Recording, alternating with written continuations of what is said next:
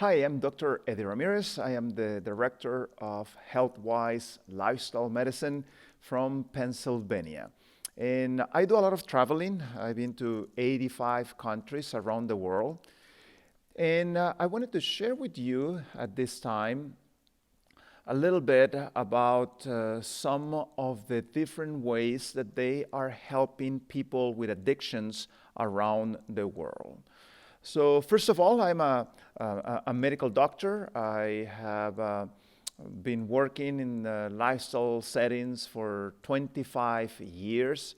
And also, I do frequently seminars and conferences, and also I present a lot of research. In fact, I've done research about smoking, and the different angles from how it affects anxiety and depression, and how the impact that it has, the level of the mind.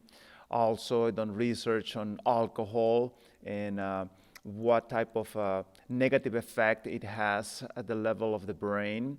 And also, I've done quite a bit of research on benzodiazepines and their negative effect also on mental health. I've been involved in a depression program, and one of our goals is to help people improve their function of the frontal lobe.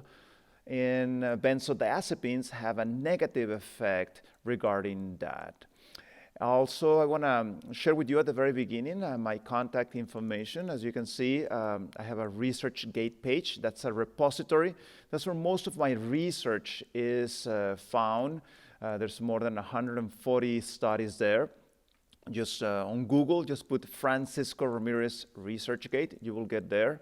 I also have a very active Twitter account. I deal with addictions apart from issues like lifestyle. And you can get there by Googling Eddie RDMD. I also have a YouTube page, dreddieramirez.com, and also on Instagram if you want to come and travel with me around the world, Dr. Eddie Ramirez. So I want to start first off talking to you about a place that is located in Ecuador. A friend of mine has been a very successful physician and established a multi-specialty practice. In fact, the building is quite big and many stories high, but he felt that something was missing. I met Dr. Albuja, which is a very good friend of mine, at a conference in Montemorelos in northern Mexico. I was one of the keynote speakers for a lifestyle medicine conference, and we started talking about why it was important to establish a lifestyle medicine focus on the practice. So what he did after thinking about it, he decided to establish a very innovative way of applying lifestyle medicine principles in the outpatient setting. He helps many people with addictions. Many of them are dealing with alcohol, smoking, gambling, and so forth.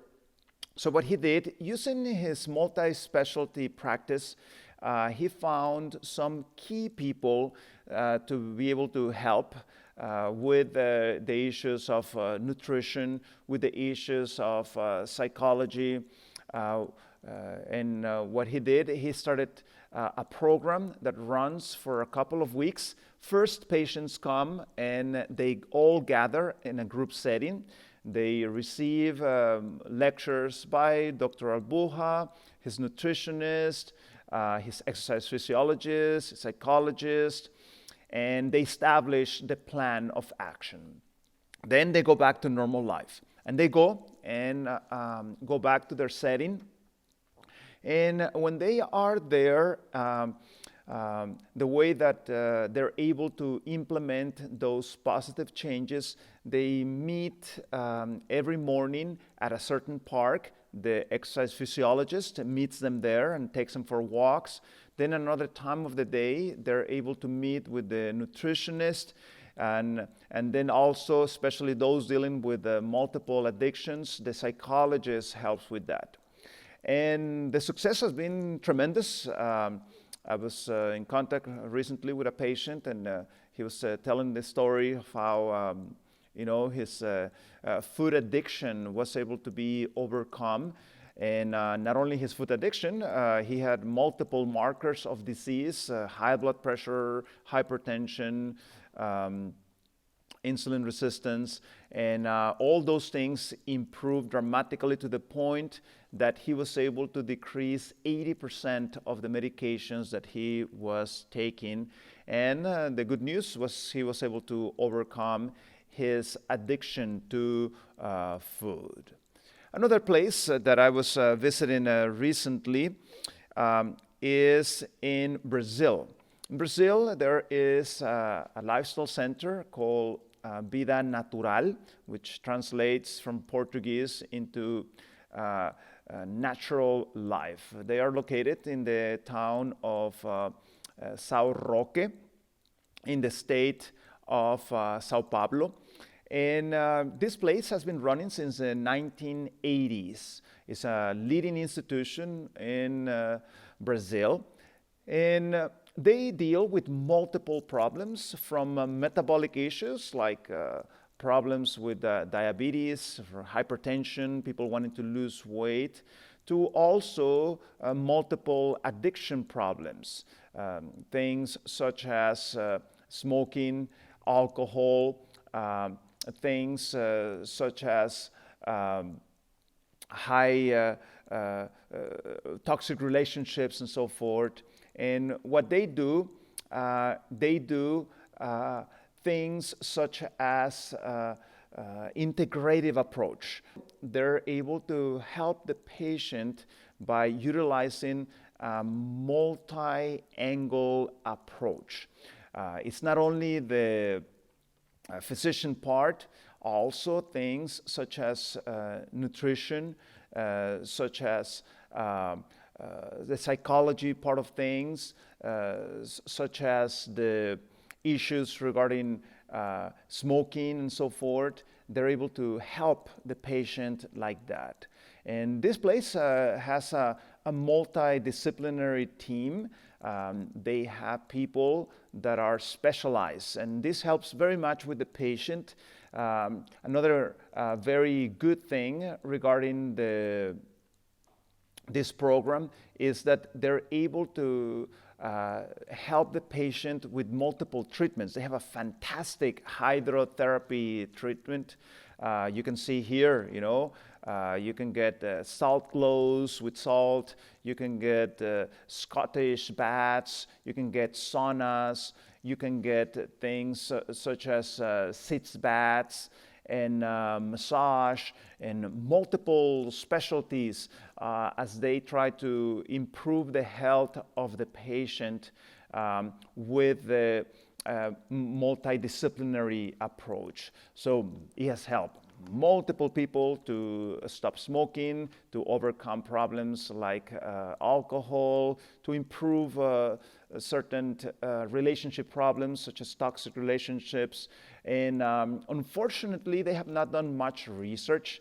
In fact, one of the reasons why I was there recently is that I was helping them establish a program in which they're going to be able to help multiple people overcome their addictions. Another place that unfortunately is not operating anymore, but it was very successful, it was a prison that was able to implement the New Start program. And let me explain to you how it worked. So back in the 1980s, the state of California realized that it was spending too much money in prisons. So what they did, they went ahead and established a special program in which they invited people that wanted to invest in prisons to run a private prison. Sounds kind of weird for some places around the world, but it's something that has been done in the past in America. So the idea was businessmen establish a prison, and then whatever they make of money saving, they keep that money. So they established certain guidelines, they needed to have certain rules and so forth. So what they did, this group of Christian businessmen, they established a prison that they call Maranatha. And basically what they did, they divided the group into two. Whoever entered that prison, they would ask him, you want normal prison, or you want the New Start prison, Maranatha prison? So if you went to normal prison, you would receive the usual treatment of a prison. But if you decided to join the New Start prison, you were put on a plant-based diet, you were put on an exercise program, you receive Bible studies, you receive psychological help. And what happened is that many of the people that came there had problems with addictions. Smoking happened to be a big problem. Certain drug addictions happened to be a common problem. Alcohol and some other illegal substances. And what it was shown in that prison, it worked wonderfully. When the people were put on the plant-based diet, the level of aggressivity decreased. They were able to compare between the other prison and this Maranatha prison. For example, the number of faults regarding bad behaviors and fights and so forth. It decreased dramatically the number of those instances.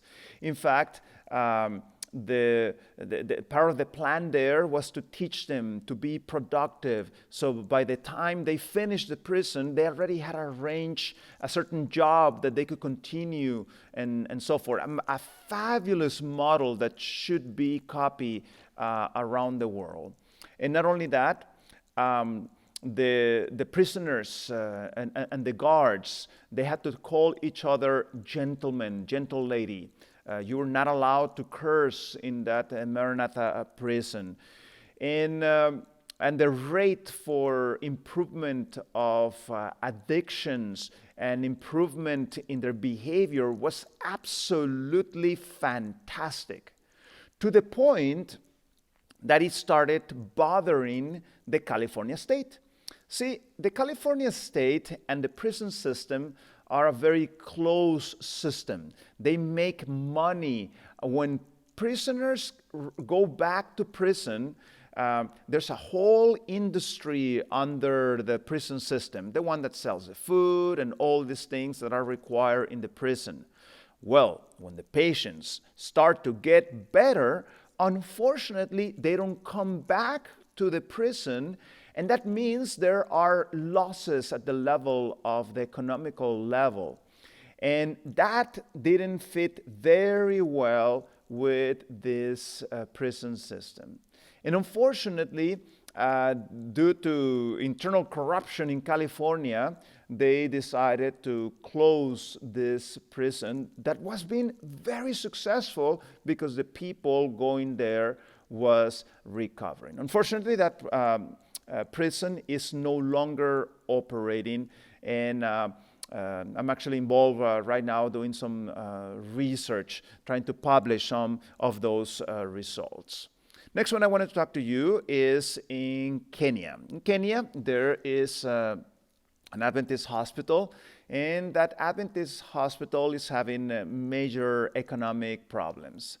And a nutritionist and an entrepreneur got the idea of why not run an external lifestyle program of that setting. So her background is a nutritionist. She started a lifestyle program run as an external program. It's not running all the time. Patients come there and then they're able to improve their lifestyle.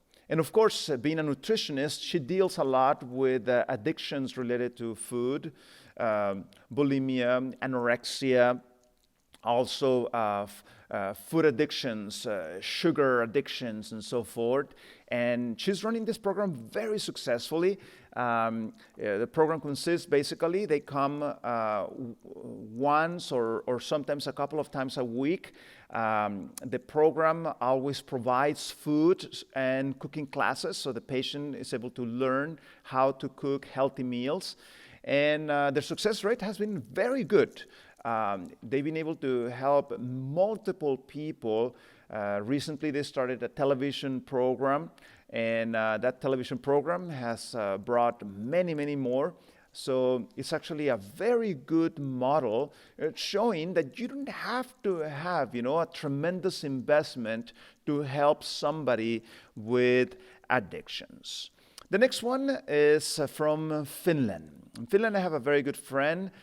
His name is Taneli Aki, and he has been running a program, a pioneer program in Finland by the name of Karpalo, which translates into cranberry. And this program in particular has a special emphasis on neuroplasticity. And because of that, it attracts many people trying to overcome addictions, common addictions, smoking, alcohol, food addictions, relationship problems, toxic relationships, and so forth. And this program has been growing. It's been very successful to the point that even members of the parliament have had an interest in this program. And the program continues to operate even in pandemic times and has been able to help a multitude of patients. Another place that I wanted to mention is in India. And you're going to have one of the speakers there, CMC, Christian Medical College. They established a lifestyle medicine department. I was invited to be somebody to give them some ideas when they recently started. So a few years ago, I went to speak and help and see also some patients there. And they have an excellent setting. This is something that needs to be copied, in which in the hospital, there's a department for lifestyle medicine. Physicians send the patients to that department, and in that department, they're able to help the patients overcome multiple addictions from an outpatient setting. Another place that I wanted to mention, it's a place that sadly also is not running currently, but I hope that some other people can catch that vision and restart a model like that. It was basically a school, high school, for problem children. So using the tools of spirituality, lifestyle medicine, nutrition, exercise, and many other, evidence-based intervention, they were able to help multiple children overcome. In closing, I want to tell you a story about Lance. Lance was one of those children. One time, he decided to run away from his home. He was living as a homeless in the streets, and started picking up multiple addictions, from cigarettes to alcohol and so forth. As he comes to that program, his eyes open, and he realized that his program was going to be overcome with the help of spirituality. So he decided to give his life to God, and he was able to break down every addiction, and he finished that program. He graduated from high school. Then he went ahead and applied for college. He came to Weimar College, where I was teaching one of the classes, and I had the privilege of helping him do some research, and he was able to go to Harvard School to present his research from somebody that in the past was, a homeless person in the streets. Here he was presenting research at one of the top institutions in the world. So as you can see, there's multiple ways of helping somebody with addictions. I hope these ideas can germinate, and one of these days you can start one of these programs, because as you know, addictions keep on increasing worldwide. I'm Dr. Eddie Ramirez, and it's been a pleasure to participate in this conference.